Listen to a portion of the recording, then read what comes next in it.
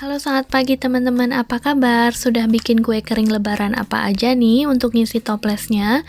Kali ini aku mau tambahin satu variasi kue kering lebaran, yaitu nastar daun dengan rasa nostalgia, rasa jadul banget. Jadi inget banget waktu masih kecil atau kita suka makan nih nastar daun yang rasanya enak banget, rasa jadul kampung tapi enak banget, dimana aku lagi kangen banget sama Indonesia. Langsung aja disimak resepnya ya, terima kasih. Ini aku mau buat nastar yang dominan margarin, pakai Blue Band nih 200 gram, kemudian menteganya hanya 50 gram, aku pakai mentega Irish butter, kemudian pakai vanilla ekstrak 5 gram, pakai ini ya, vanilla ekstrak. Kalau mau ekonomis ya pakai vanili bubuk biasa itu yang banyak dijual di warung-warung ya. Kemudian ini kalau ini aku pakai vanili cuker di sini biar tambah wangi. Jadi walaupun pakai margarin tetap harus enak. Kemudian kuning telurnya nih 2 butir yang besar, beratnya pas nih 40 gram ya, antara 39 sampai 40 gram. Kemudian gula halus yang murni, puder cuker ini ada 50 gram. Nah ini kemudian tepung terigunya nih campuran nih, pakai sisa-sisa, ada terigu kukusnya 100 gram, kemudian terigu sangrai 175 gram, susu bubuknya 35 gram, dan maizenanya ini aku pakai 75 gram ya. Udah bahannya itu aja, langsung kita bikin adonannya. Pastikan gunakan kuning telur takarannya sesuai yang aku sarankan di resep ya, karena kuning telur juga mempengaruhi tekstur adonan. Kemudian langsung aja kita campur semua bahan nih, margarinnya, butter, vanili, dan gula halus yang diayak. Gula halus sebaiknya diayak dadakan supaya tidak menggumpal ya. Nah sekarang kita aduk aja margarinnya suhu ruang, kemudian menteganya sudah soft tapi masih agak dingin, kemudian langsung kita aduk aja menggunakan spatula dan atau bisa menggunakan hand mixer juga nggak apa-apa.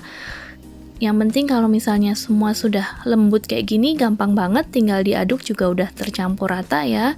Kemudian setelah menteganya tercampur rata dengan gula halus dan vanilinya, kita masukkan kuning telurnya, lalu kita aduk kembali hingga homogen ya antara telur dan menteganya. Setelah itu kita masukkan bahan kering. Bahan keringnya nih kita ayak semua nih. Aku campur aja langsung. Terigu, maizena, susu bubuk langsung aja diayak. Masukkan bertahap ya. Sebaiknya kita masukkan bahan kering ke dalam lemak atau ke dalam campuran mentega itu bertahap supaya adonannya menyatunya perlahan, lebih homogen ya. Menyerapnya juga lebih bagus ya. Jadi jangan sekaligus tumplek gitu. Kita masukinnya sedikit-sedikit aja sambil kita ayak supaya tepungnya merata dan halus.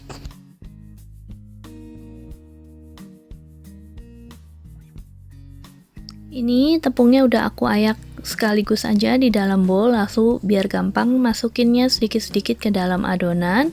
Nah ini bisa diperlihatkan cara aku mencampur adonan seperti dicacah-cacah ya. Jadi kalau misalnya tidak punya pastry blender, caranya seperti ini aja, tinggal adonannya kita campur dengan cara seperti dicacah-cacah menggunakan spatula. Tapi kalau menggunakan pastry blender pasti lebih mudah ya dan lebih cepat ya. Setelah adonan tercampur rata, kemudian kita tes adonannya apakah sudah mudah dipulung atau tidak, apakah adonannya sudah seperti ini tuh, udah bagus kayak gini ya, jadi dia adonannya lentur, mudah dipulung. Kemudian pastikan adonan dalam kondisi selalu tertutup, jadi saat membentuk aku selalu ambil sedikit adonan, taruh di mangkok kecil, sedangkan sisanya selalu di mangkok yang tertutup supaya tidak cepat kering. Nah di sini aku membentuk menggunakan cetakan kayu yang sedang tren nih ya, kayaknya di Indonesia lagi laku banget cetakan ini. Aku mau coba juga, jadi ambil sedikit adonan, kita pulung, kita bulatkan, kemudian kita bentuk lubang seperti ini. Lalu diisi selai nanasnya pakai plastik spuit aja supaya gampang, atau kalau teman-teman mau timbang silahkan, bisa selai nanasnya ditimbangin, adonannya juga ditimbangin, boleh silahkan ya, tapi kalau aku yang praktis aja seperti ini biar cepet kerjanya. Kemudian setelah dipulung-pulung, dibulatkan, langsung masukkan ke dalam cetakannya.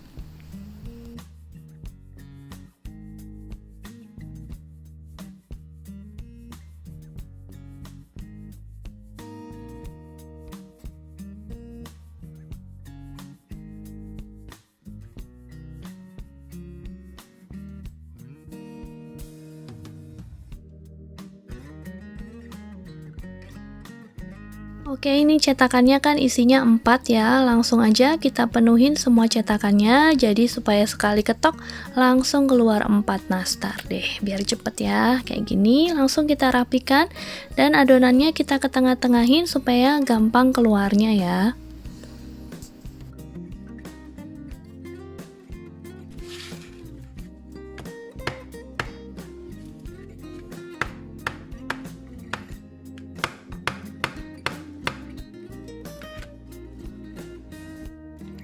Nah, ini bisa dilihat hasil adonan yang keluar dari cetakan bentuknya seragam, tapi menurut aku serat daunnya itu tidak terlalu jelas ya, tidak terlalu dalam.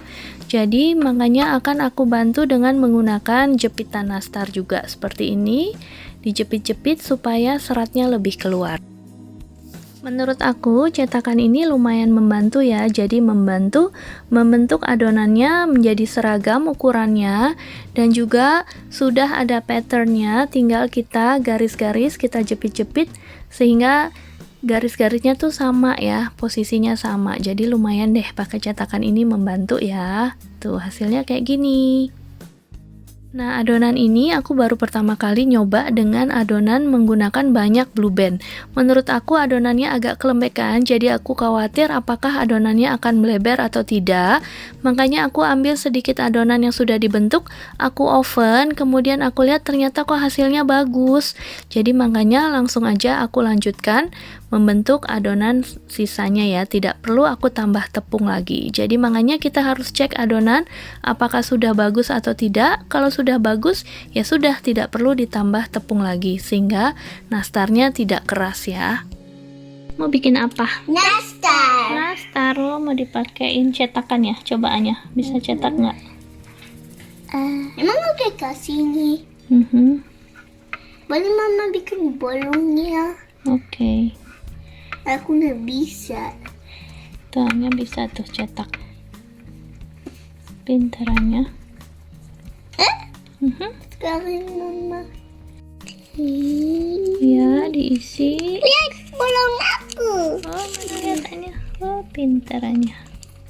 Aku suain. Boleh aku? Sekarang Alia cetak di yang rapi dong. Ketengahin. Ketengahin pinggirannya. Ya gitu, ketengahin lagi, yang pinggirnya ketengahin. Nah gitu, ya pintar. Ketengahin. Emang kayak gini? Mana bundernya? Iya benar. Sekarang Casing. cetak lagi. Emang casingnya? Nah. Kita pintarannya yang rapi. Oke. Nah, ini hasil adonan yang sudah aku panggang selama kurang lebih 35 menit dengan suhu 140 sampai 150 derajat. Sudah seperti ini, tandanya sudah matang dan sudah siap untuk kita poles ya. Ini kita beri olesan kuning telur, minyak, dan gula halus serta sedikit air. Kalau untuk nastar daun sih 1 kali poles aja cukup ya, karena ini kan dia lumayan banyak nih menyerap kuning telurnya sampai ke sela-selanya, jadi menurut aku sih 1 kali poles aja cukup deh ya, kayak gitu. Ini adonan yang masih mentah, ini masih mentah, yang ini udah matang dipoles ya.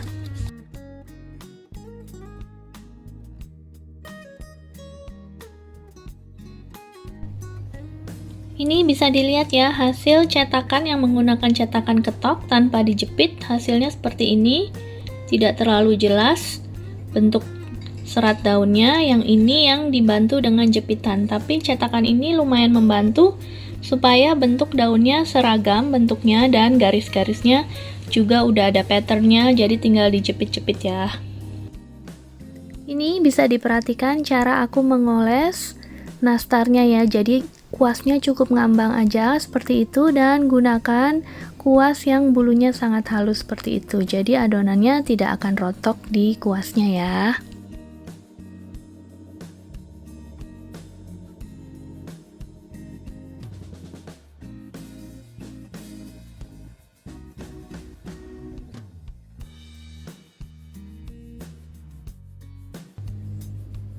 Kemudian nih kita oles. Ini untuk nastar daun, menurut aku sih cukup 1 kali aja dipolesnya, karena lumayan memakan banyak polesan ya, dengan masuk-masuk ke dalam sela-selanya seperti ini. Dan dia warnanya juga, walaupun hanya dipoles sekali, udah cantik ya. Ini contohnya yang sudah matang. Ini hanya dipoles 1 kali tuh ya. Jadi udah cukup kok ya. Tuh ya. Nggak perlu tebal-tebal. Kalau ketebelan nanti malah serat-seratnya, sela-selanya akan tertutup dengan olesan kuning telur, nanti kurang gitu jelas. Jadi cukup sekali aja.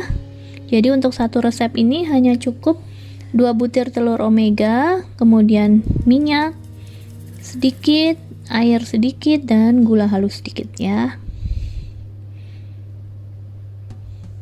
Dan kita cara mengolesnya supaya tidak rontok adonannya, tidak ngikut ke kuasnya, pakai kuas yang bulunya halus. Kemudian kita oles hanya seperti dielus-elus aja seperti ini, ngambang ya. Jadi jangan ditekan, tapi hanya seperti ngambang aja kayak gini tuh ya. Jadi adonannya nggak akan ngikut atau rontok di kuasnya. Ini nastar yang sudah dipoles 1 kali ya. Jadi untuk nastar daun ini aku hanya poles 1 kali aja, udah cukup. Udah cukup kinclong tuh seperti itu, dan serat-serat daunnya juga tetap jelas kelihatan. Kalau misalnya kita poles 2 atau 3 kali, nanti sela-selanya malah penuh dengan olesan kuning telur, malah kurang bagus ya. Ini hasilnya seperti ini yang sudah matang.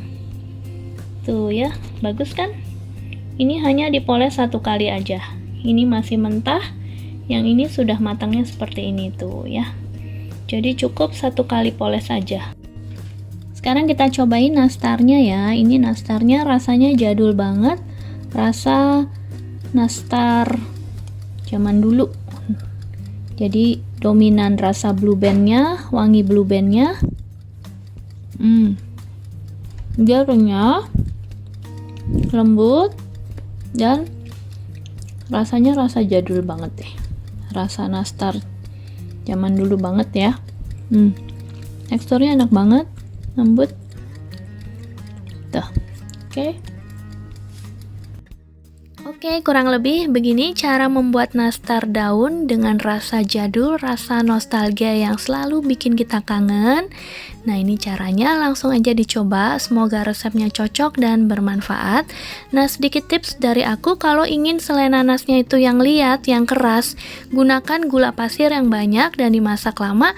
Nanti selainya tuh akan liat dan keras seperti yang suka kita beli deh. Oke, selamat lebaran ya teman-teman. Mohon maaf lahir batin.